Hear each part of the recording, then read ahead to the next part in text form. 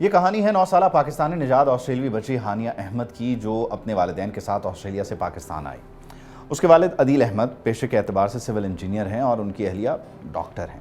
یہ فیملی حج کی سعادت حاصل کرنے کے بعد اپنے آبائی علاقے میں عزیز و اقارب سے ملنے آئی تھی۔ 10 جون کی رات یہ لوگ ایک دعوت سے واپس آ رہے تھے کہ راستے میں رشتہ دار کے گھر رکنے کے لیے جب انہوں نے اپنی گاڑی کھڑی کی تو رات کے تقریباً 12 پونے 12 بجے موٹر سائیکل پر سوار 2 افراد گاڑی کے قریب آئے۔ ایک شخص نے اسلحہ نکالا اور انہیں لوٹنے کی کوشش کی۔ یہ واقعہ حیران کن طور پر سی سی ڈی کے دفتر کے عین سامنے کا ہے۔ اسی دوران کرائم کنٹرول ڈپارٹمنٹ یعنی کہ سی سی ڈی کے ایک اہلکار نے فائرنگ کر دی۔ ڈاکوؤں نے اس فیملی کی گاڑی کے پیچھے چھپ کر جوابی فائرنگ کی۔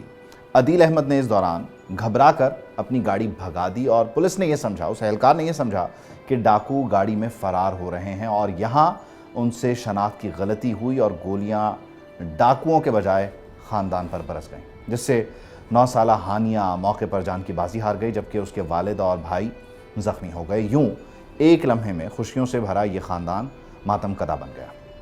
قابل غور بات یہ ہے یہاں کہ ابتدائی ایف آئی آر میں سی سی ڈی اہلکار کی جو فائرنگ کا ذکر ہے وہ موجود نہیں تھا، لیکن بعد میں متاثرہ خاندان کے موقع پر عبوری چالان میں کچھ تبدیلیاں ہوئیں اور اہلکار کو باقاعدہ طور پر ملزم نامزد کر دیا گیا۔ قتل کی دفعات بھی بعد میں ہی شامل کی گئی ہیں۔ اب عدالت نے ملزم اہلکار کو جوڈیشل ریمانڈ پر جیل بھیج دیا ہے، جبکہ اسلحہ، گولیوں کے خول اور گاڑی فورنزک معائنے کے لیے بھی۔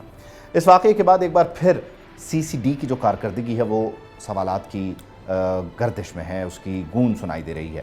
سی سی ڈی یعنی کہ کرائم کنٹرول ڈپارٹمنٹ پنجاب حکومت نے اپریل 2025 میں جرائم کے خاتمے کے لیے قائم کیا تھا۔ مقصد یہ تھا کہ خطرناک جرائم پیشہ ور عناصر جو ہیں ان کے خلاف فوری کارروائی ہو، لیکن چند ہی ماہ بعد یہ ماورائے عدالت کارروائیوں کے الزامات کی زد میں آ گیا۔ انسانی حقوق کمیشن آف پاکستان کی فیکٹ فائنڈنگ رپورٹ کے مطابق صرف 8 ماہ میں کم از کم 670 سی سی ڈی مقابلے ریکارڈ ہوئے ہیں، جن میں 924 ملزمان مارے گئے، جبکہ اسی عرصے میں صرف 2 پولیس اہلکار جان بحق ہوئے، یعنی اوسطاً روزانہ 2 سے زیادہ جان لیوا مقابلے ہو رہے ہیں۔ رپورٹ کے مطابق مختلف اضلاع میں ایف آئی آرز کا جو متن ہے، کارروائی کا انداز ہے اور واقعات کی نوعیت ہے، وہ حیران کن حد تک ایک ہی جیسی دکھائی دیتی ہے، جس سے ماورائے عدالت ہلاکتوں کے خدشات جنم لیتے ہیں۔ مزید حیران کن بات یہ ہے کہ چکوال واقعے کے اگلے ہی روز سی سی ڈی نے دعویٰ کیا کہ وہ دونوں مبینہ ڈاکو ایک الگ مقابلے میں مارے جا چکے ہیں، مگر سوال یہ ہے کہ ان کی ہلاکت کن حالات میں ہوئی۔ البتہ وہ گرفتار ہیں، وہ کیا کہتے ہیں، کیا معاملات ہیں، کیا کچھ ہے، اس سب کو ڈسکس کریں گے۔ سوالات ہی سوالات ہیں۔ مجھے محبوب حسین جوائن کر رہے ہیں، ہمارے نمائندے ہیں چکوال سے۔ محبوب، تھینک یو فار جوائننگ اس، بہت شکریہ۔ بنیادی طور پر یہ سب ہوا کیا ہے، اور اس میں سب سے حیران کن بات یہ ہے کہ یہ سی سی ڈی کے جو تھانہ ہے اس کے بالکل ساتھ ہو رہا ہے، اس کے سامنے ہو رہا ہے، کیسے؟ جی میں صاحب، یہ بہت ہی افسوسناک واقعہ ہے چکوال کی تاریخ کا، لیکن جو اگر بات کی جائے سی سی ڈی کے قیام کے بعد کی جو حالات واقعات ہیں، کیونکہ یہ کرائم کنٹرول ڈپارٹمنٹ ہے اور یہ بڑی خوشائن بات تھی کہ چلے جی کرائم کنٹرول ہوگا، لیکن اگر میں چکوال کی حوالے سے بات کروں تو اس وقت جو کرائم ریٹ ہے وہ جو اس کا ریشو ہے وہ بہت زیادہ بڑھ چکا ہے۔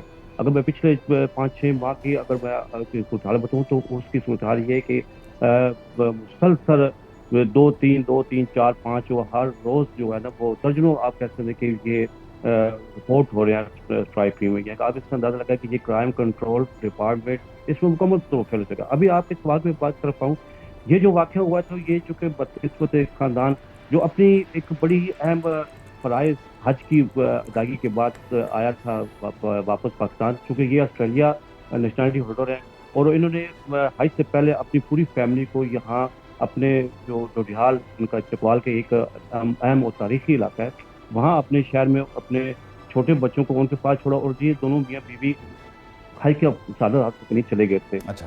اور جب یہ آئے تھے، یہ 9 تاریخ کو آئے تھے واپس، اور 9 تاریخ کی صبح ان کی فلائٹ تھی، اور اگر اسی رات کو ان کے جو سسر ہیں ان کے گھر میں ان کا کھانا تھا، تو یہ کھانا کھا کے واپس آنے جا رہے تھے گھر واپس، تو ان کے جو مسز ڈاکٹر صدرہ خان انہوں نے خواہش ظاہر کی کہ ماموں کا گھر بھی کیونکہ نزدیک ہے تو ہم ان سے ملاقات کر کے چلتے ہیں۔ تو ان کے ماموں کا گھر بھی یہ بھی آپ دیکھ لیں کہ پاس ہے کہ وہ سی سی ڈی جو تھانہ ہے اس کے بالکل ساتھ ملکہ ہے۔ تو انہیں عدیل احمد جو متاثرہ شخص ہیں انہوں نے گاڑی سی سی ڈی جو تھانے کی دیوار کے ساتھ انہوں نے پار کی۔ انہیں اس چیز کا نہیں لگا کہ میں گاڑی پار کروں، یہ سی سی ڈی تھانے کی دیوار ہے، بہرحال انہوں نے باہر نکل کے بیل بجائی، اپنے جو ماموں ہیں مسز کے جو ماموں ہیں علی رضا صاحب، ان کو بیل بجائی، لیکن جو رات گئے ٹائم ہو چکا تھا، وہ سوئے ہوئے تھے. تو اس بنا پھر وہ انتظار کرتے رہے. دوبارہ پھر وہ گاڑی میں بیٹھے، وہ گاڑی میں موبائل پھر وہ کال کرتے رہے. وہ اس گاڑی میں بیٹھ کے انتظار کر رہے تھے. اسی دوران موٹر سائیکل پہ جو ڈاکو تھے، وہ انہوں نے ان کو گھیر لیا.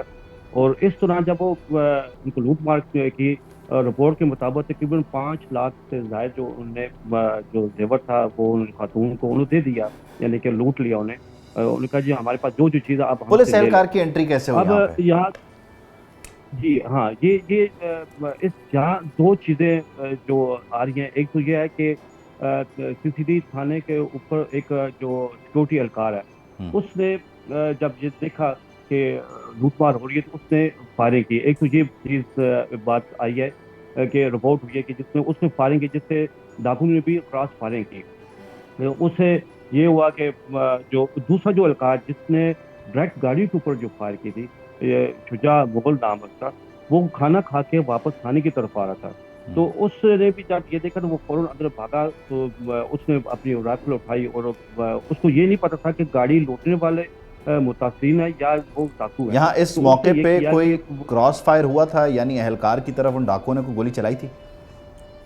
جی بالکل بالکل. یہ میں جو بات کی نا کہ پہلے وہ ایک جو رپورٹ یہ ہو رہا تھا کہ اوپر جو سیکورٹی گارڈ تھے اس نے فائر کیا ہے، لیکن ایک رپورٹ جو آ رہی ہے جس پہ زیادہ یہی چیز سامنے آ رہی ہے کہ جس اہلکار نے فائرنگ کی ہے شجاع مغل نے، وہ کھانا کھا کے واپس آ رہا. تو اس سے کوئی شک پڑا کہ یہ ڈکیتی ہو رہی ہے. وہ فوراً اندر بھاگا. نہیں، جب اس نے کراس فائر اگر وہاں پہ انگیج ہوا ہے تو اس سے یہ کیسے غلطی ہوئی کہ کراس فائر گاڑی کے اندر سے ہو رہا ہے باہر سے ہو رہا ہے؟ یہ کیسے ہوا؟ اندھیرا تھا؟ جی ہاں، یہ بڑی دلچسپ اسٹوری ہے. یہ بڑی دلچسپ واقعہ ہے کہ اتنا اہم ادارہ لیکن وہاں کوئی کیمرہ نہیں ہے، کسی کو سی سی ٹی وی وہ کیمرہ نہیں ہے، کوئی سیکورٹی کیمرہ نہیں ہے. یہ ہے بہت بڑا المیہ. نہیں تو چکوال تو ویسے سیف سٹی نہیں ہے، کتنے مقامات پہ کتنے کیمرے لگے ہوئے ہیں؟ جی ابھی سیف سٹی جہاں لانچ ہوا ہے پورے اس ڈسٹرکٹ، یہ جو چکوال ہے، اس میں تقریباً 37 ایسے مقام ہے جہاں یہ سی سی ٹی وی جو کیمرے ہیں وہ انسٹال کیے گئے. تقریباً 219 کیمرے ہیں. اچھا، لیکن یہ بدقسمتی نہیں کہہ سکتے ہیں کہ یہ 219 کیمرے. اس کی جو مانیٹرنگ ہے وہ ظاہر ہے اراؤنڈ دا کلاک ہوتی ہے، صبح شام رات میں ہوتی ہے. رات کے تقریباً 11:30 بجے کے بعد، یا جس کو ہم کہہ لیں کہ نائٹ شفٹ یہاں پہ ہوتی ہے، کوئی مانیٹرنگ پہ ہوتا ہے یا تالا لگا کے چلے جاتے ہیں؟ جی بالکل. یہ 3 شفٹ ہیں اور 24 آورز یہ جو آفس ہے ان کا اوپن رہتا ہے اور ہر وقت ان کے وہاں بندے موجود ہوتے ہیں. ٹھیک ہے. اور یہ کیا بنا اس کا، جو لوگ اس میں ملوث تھے ان سے متعلق کیا پتہ چل سکا ہے؟ وہ مطلوب تھے، پہلے بھی مقدمات ہیں، یا ان کی پہلی واردات تھی؟ کیونکہ اس شام بھی 2 سے 3 واقعات رپورٹ ہوئے ہیں. جی بالکل. اگر ڈاکو کی بات کروں تو یہ ڈاکو ایک ہے محمد فیاض والد سعید محمد، یہ شیخو پورہ کا یہ رہنے والا، اور دوسرا محمد عباس والد منظور حسین، یہ لاہور کا رہنے والا ہے. اگر محمد عباس ڈاکو کی بات کروں، یہ 2019 سے لے کر 2026 تک اس نے مختلف اضلاع میں بڑھاتی گئی. یہ تقریباً 15 مقدمات میں یہ مطلوب ہے. اس طریقے سے اگر میں بات کروں محمد فیاض کی، تو یہ بھی تقریباً 2016 سے لے کر 10 جون 2026 تک یہ بھی 12 سنگین مقدمات میں یہ ملوث ہے. اس دن بھی انہوں نے، اور یہ پہلے کبھی گرفتار ہوئے ہیں؟ اس کو سم اپ کرتے ہیں، پہلے کبھی گرفتار ہوئے ہیں ان دونوں میں سے کوئی بھی ایک؟ جی بالکل. اس میں جو محمد عباس ہے یہ بھی گرفتار ہوا اور محمد فیاض بھی گرفتار ہوا. پھر کیا مقدمات تھے، چھوٹے کیسے؟ بس یہ اسی قسم کے مقدمات جو اسٹریٹ کرائم میں یہ مطلوب تھے، اور یہ گرفتار بھی ہوتے رہے ہیں، لیکن پھر یہ بری بھی ہوتے رہے ہیں، پھر یہ بری بھی ہوتے رہے ہیں، ضمانتیں بھی ہوتی ہیں. ٹھیک ہے، بہت شکریہ محبوب حسین، تھینک یو فار جوائننگ اس. المیہ یہ ہے، گرفتاریاں بھی ہو جاتی ہیں ہمارے ہاں، پھر چالان بھی بن جاتے ہیں، مقدمات بھی ہو جاتے ہیں، عدالتوں میں بھی جاتے ہیں، لیکن پروسیکیوشن کی ثابت نہیں کرتی. اور 2013 سے کوئی وارداتیں کر رہا ہے، کوئی 2016 سے وارداتیں کر رہا ہے، پولیس انہیں پکڑتی ہے، پھر چھوڑ دیتی ہے، اور پھر وارداتیں کرتے ہیں، کسی معصوم کی جان چلی جاتی ہے، پوچھنے والا کوئی ہے نہیں. یہ پہلا واقعہ بھی نہیں ہے، لیکن دعا کر سکتے ہیں کہ آخری واقعہ ہو اور اس طرح کے واقعات نہ ہی ہوں تو بہتر ہے. پروسیکیوشن کو بھی تگڑا کرنے کی ضرورت ہے، وہیں پولیس کی جو ٹریننگ ہے اسے بھی ہمیں بہتر، مؤثر اور جدید کرنے کی ضرورت ہے. سبسکرائب کریں اور بیل دبائیں تاکہ کوئی خبر رہ نہ جائے.